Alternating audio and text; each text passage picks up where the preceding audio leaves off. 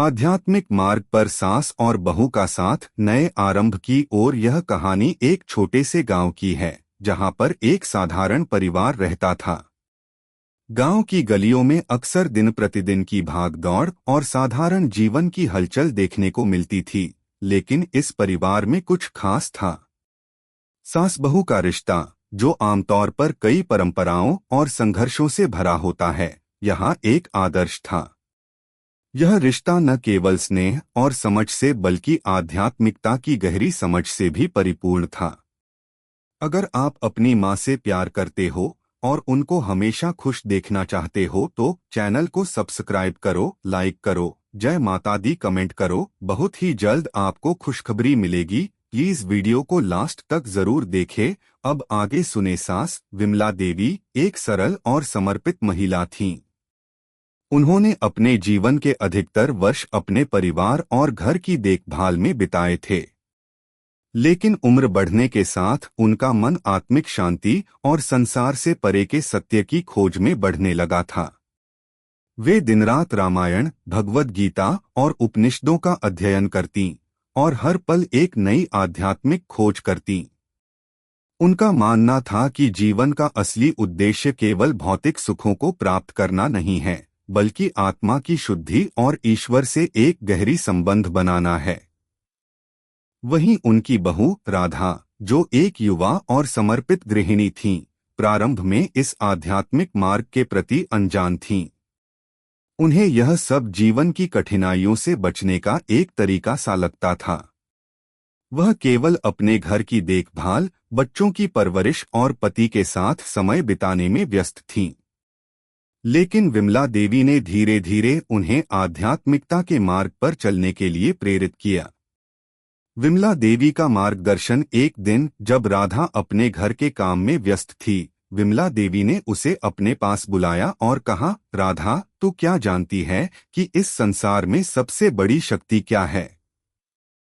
राधा ने सिर झुकाते हुए जवाब दिया, माँ, यह दुनिया केवल भौतिक वस्तुओं और धन से चलती है। यही शक्ति है। विमला देवी मुस्कुराते हुए बोली, यह तुझे एक दिन समझ में आएगा बेटा। लेकिन असली शक्ति वह नहीं है। असली शक्ति ईश्वर की भक्ति और आत्मा की शुद्धि में है। जब हम अपने दिल और दिमाग को शांत करते हैं, तभी हम परमात्मा की शक्तियों को महसूस कर सकते हैं। राधा थोड़ा चौंकी, लेकिन माँ, यह सब हमें कहाँ से समझ आएगा? विमला देवी ने उसे अपने पास बैठाया और कहा, राधा, हमें पहले अपनी सोच बदलनी होगी। जो कुछ भी हम करते हैं, वह हमसे कहीं अधिक है। हमें केवल अपने कार्यों में ईश्वर को देखना है। यही है आध्यात्मिकता का पहला कदम। बहू का जागरण। राधा ने विमला देवी की बातें सुनकर मन में एक अजीब सा हलचल महसूस किया। वह अब सोचने लगी थी कि क्या वह अपनी दुनिया से परे किसी और दुनिया की ओर भी बढ़ सकती है। लेकिन शुरुआत में उसे यह सब इतना सरल नहीं लगा। वह व्यस्त जीवन और घर की जिम्मेदारियों में घिरी हुई थी और उसे यह समझने में कठिनाई हो रही थी कि आध्यात्मिकता को अपने जीवन में कैसे समाहित किया जाए।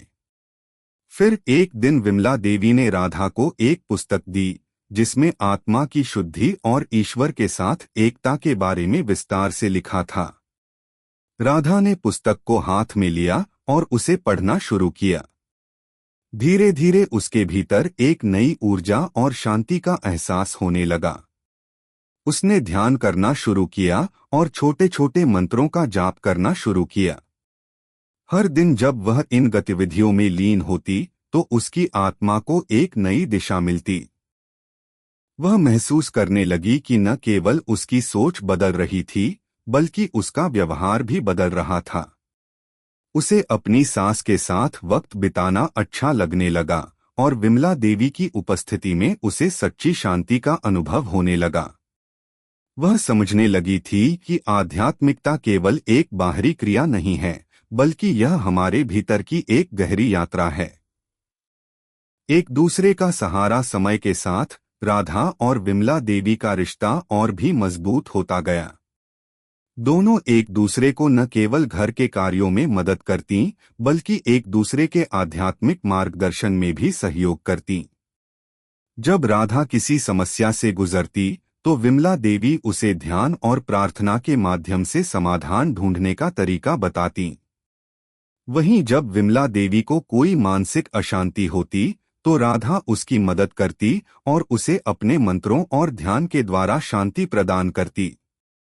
राधा ने एक दिन अपनी सास से पूछा, माँ, हम दोनों के रिश्ते में इतनी गहरी समझ और प्यार कैसे आ गया? विमला देवी मुस्कुराते हुए बोली, बेटा, जब हम आध्यात्मिकता की ओर बढ़ते हैं तो हम दूसरों के दिलों को समझने की क्षमता प्राप्त करते हैं। यह समझ हमें केवल भीतर से आती है। जब हम अपने आत्मा के साथ जुड़ते हैं तो हम दूसरे लोगों के साथ भी जुड़ने में सक्षम होते हैं। नई शुरुआत। कुछ समय बाद राधा और विमला देवी ने मिलकर अपने गांव में एक छोटे से आध्यात्मिक संगठन की शुरुआत की। उन्होंने वहां नियमित रूप से भजन, कीर्तन और ध्यान का आयोजन करना शुरू किया। धीरे धीरे पूरे गांव के लोग भी इस आशीर्वाद से जुड़ने लगे।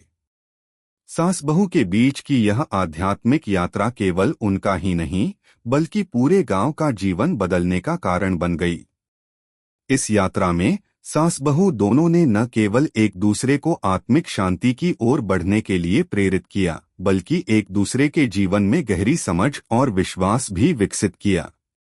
उनका रिश्ता अब केवल परिवार के रिश्ते तक सीमित नहीं था बल्कि वह एक आध्यात्मिक साझेदारी बन चुका था। आध्यात्मिक मार्ग पर चलकर सास और बहू ने यह सिद्ध कर दिया कि यदि मन में सच्ची श्रद्धा और प्रेम हो तो कोई भी रास्ता कठिन नहीं होता। इस यात्रा के माध्यम से उन्होंने न केवल अपने रिश्ते को नया अर्थ दिया बल्कि जीवन के असली उद्देश्य को भी समझा। कैसी लगी आपको कहानी? प्लीज कमेंट करो, लाइक करो, सब्सक्राइब करो। धन्यवाद।